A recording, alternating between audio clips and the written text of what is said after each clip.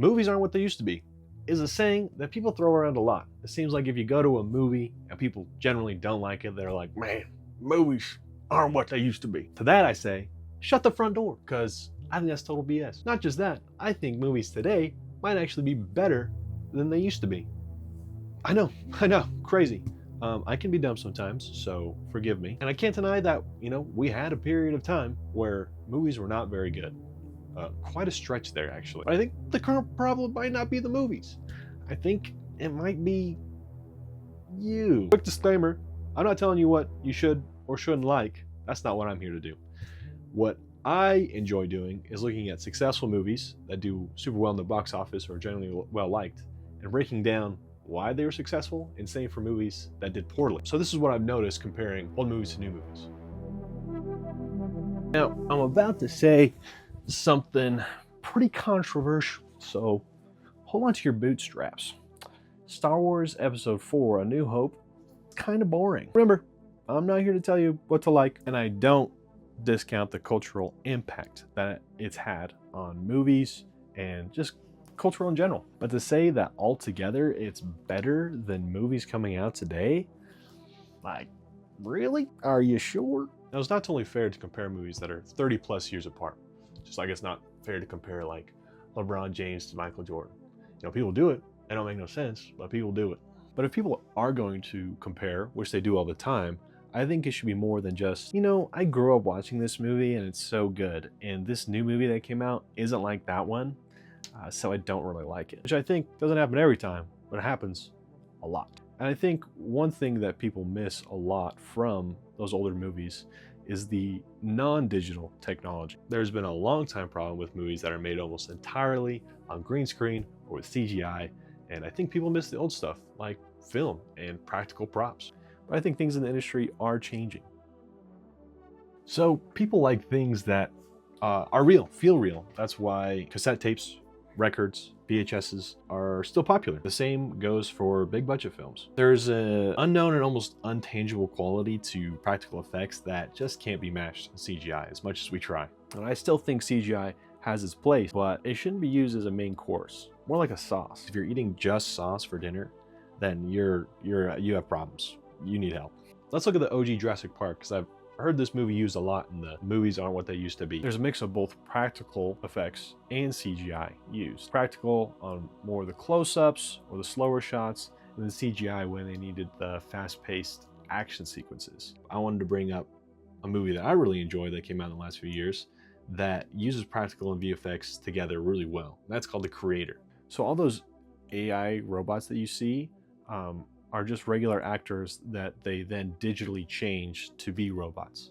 Now, this isn't anything new. CGI has been doing this for a long time, but it's usually done on like a mocap sound stage, and they're wearing like the pajamas with the dots and everything. So if you watch the behind the scenes, you'll see when they're shooting on location in these different countries, they got footage of just the locals going about their day, doing their thing, and then they digitize those people. And to me, even though you could like always tell that it's CGI, it felt a lot more authentic and it felt real. The Substance is another example. I haven't watched it or seen it, but from what I've read, what I've heard, the practical and visual effects combined in this movie just go crazy. And I think they actually won an Oscar, the makeup team won an Oscar, for practical effects they used in those scenes. So let's talk about the classic burger for a second. I'm no chef, but I enjoy them. I'm sure a lot of you guys do too. And I'll be honest, I love a good McDonald's Big Mac. But if you gave me the choice between that and a Red Robin burger, I'd choose Red Robin. Why? I just think it's tastier. You might even ask further, but why though? And I have no clue. Other than better ingredients, I don't know what the hell they put in there. I don't know what they're doing to that stuff.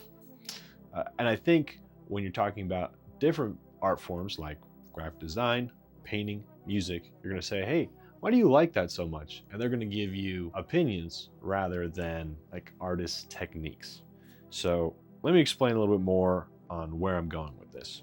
I feel that too many people today go to movies with extremely high expectations and they rip it apart and call the movie bad. Now you might say, it's not bad to have high expectations and not like movies. And I think it's a-okay to not like a movie. What I'm saying is, if you have high expectations every time you go watch a movie, it could just kill your chance of even kind of liking it. I think this has something to do with how movies are purchased nowadays. So typically in like food or graphic design, what you're spending equates to the quality that you get. So the more you spend, the better quality, generally. With movies, whether you're watching at home or going to the theater, you're buying at the Big Mac price. That is if you're going on a Tuesday night or like a Saturday morning. If you're going any other time than that, then my apologies to your wallet. But if you're going at those times, you're getting the Big Mac price. So usually you're not spending a lot, but there's still a chance to get something of extremely high quality. Because people have experienced even once or twice this quality at this price, it becomes like the standard expectation. So let me put it this way. I watched The Batman, Nosferatu, Ant-Man and Wasp: Quantumania, Transformers, Rise of the Beasts, Transformers 1. All of ththose cost me the same to watch. All of them were different levels of quality and different levels of enjoyment. Ant-Man and Wasp: Quantumania was one of the worst movies I've ever seen in my life. Rise of the Beasts, also not a great movie in general, but it's always fun to see, a bunch of robots fight each other. The Batman, one of my favorite movies of all time. And all of these movies cost me the same to watch. The reason I think this is important is because the last few years, I've tried to change my perspective a lot. And one, I've enjoyed watching movies a lot more. Not everyone is a cinematic masterpiece, but I can still find something good about it that I enjoyed. And two, I'm not so annoying to watch movies with. You know that one friend that you guys are on your way home from the movie and all they do is just complain about it? That was me. I still think you can critique a movie, you can find things that you did and didn't like about it, but I think we shouldn't just like, oh, I didn't like that movie, it was bad, it sucked. I think the movie industry is getting better.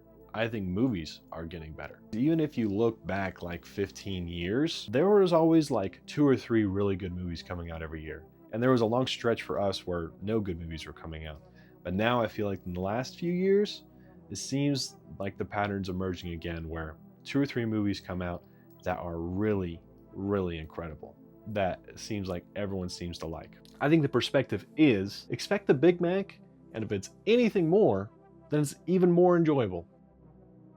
So it's said that the Lord of the Rings trilogy would not have been made today like it was back in the day. Peter Jackson, who at this time had made a few low-budget horror films, really loved these books and wanted to turn them into films. Nobody was taking him up on it though. He even tried to cut the 3 books down into a 2-movie script, and still nobody was going for it. Then a miracle happened. Eventually he found somebody that not only wanted to make 3 movies, but was going to pay an incredible amount to have him do it.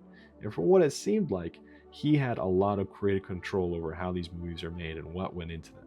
Over the last several years, it's not been uncommon to see directors dropping out of movies halfway through production because they had disagreements with the executives or the producers in some way, shape, or form. Though I feel that things are changing for the better and rapidly. I mean, we have A24, who, from what I understand, gives their directors a lot of creative control.